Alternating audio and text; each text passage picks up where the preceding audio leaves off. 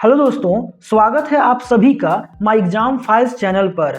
आज की इस वीडियो में हम करेंगे यूरोप में राष्ट्रवाद टॉपिक के 2011 से 2025 तक के PYQ ऑब्जेक्टिव क्वेश्चन।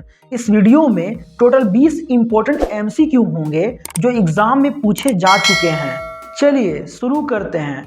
आपका पहला सवाल है, सन 1870 में फ्रांस और प्रसा के बीच युद्ध कहाँ हुआ था? आपका ऑप्शन है ए सेडॉन, बी सेडोवा, सी साइडाइन, डी फ्रैंकफर्ट। आपका सही जवाब होगा ए सेडॉन। आपका दूसरा सवाल है, किस युद्ध के बाद जर्मनी का एकीकरण हुआ? आपका ऑप्शन है ए क्रीमिया का युद्ध, बी सेडोवा का युद्ध, सी प्रसा डेनमार्क युद्ध, डी सेडॉन का युद्ध। आपका सही जवाब होगा डी सेडॉन का युद्ध।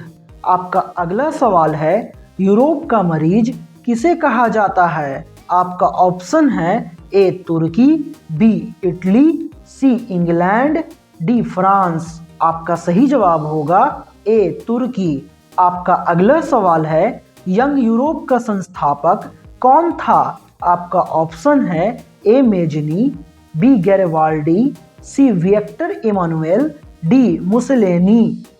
आपका सही जवाब होगा ए मेजनी। नेक्स्ट, टीपू सुल्तान शासक थे।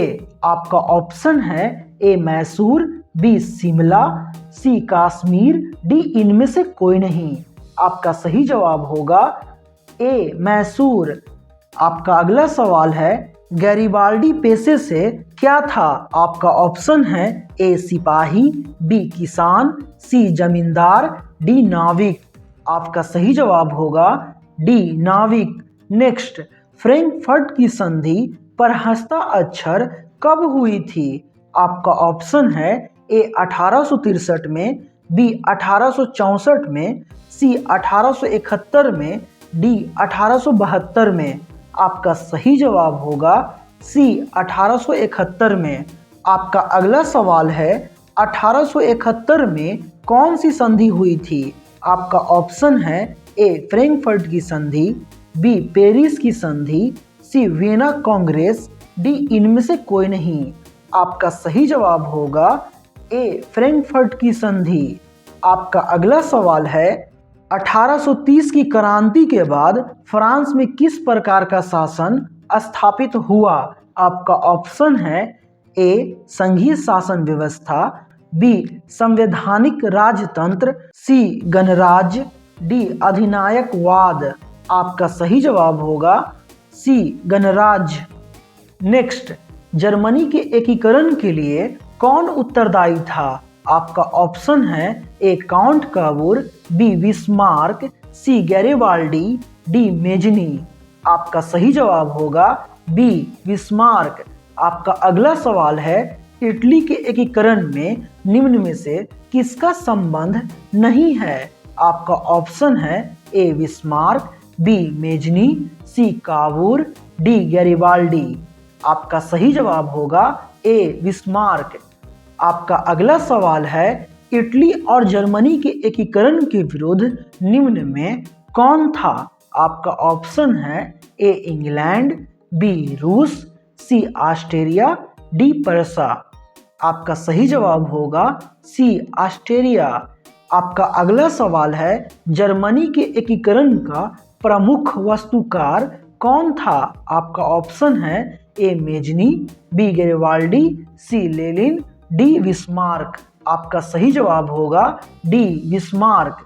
आपका अगला सवाल है, जेनेवा संधि कब हुई? आपका ऑप्शन है ए 1954 में, बी 1952 में, सी 1950 में, डी 1985 में। आपका सही जवाब होगा ए 1954 में। आपका अगला सवाल है, फ्रांसीसी क्रांति कब हुई? आपका ऑप्शन है ए 1789 में, बी 1804 में, सी 1871 में, डी 1817 में। आपका सही जवाब होगा ए 1789 में। आपका अगला सवाल है, जालवेरिन संबंधित था? आपका ऑप्शन है ए क्रांतिकारियों से, बी व्यापारियों से, सी विद्वानों से, डी पादरियों से।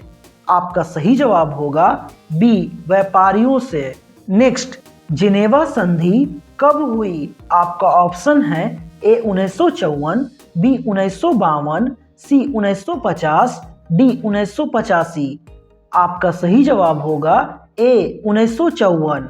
आपका अगला सवाल है, काउंट कबूर को विक्टर एमानुएल ने किस पद पर नियुक्त किया?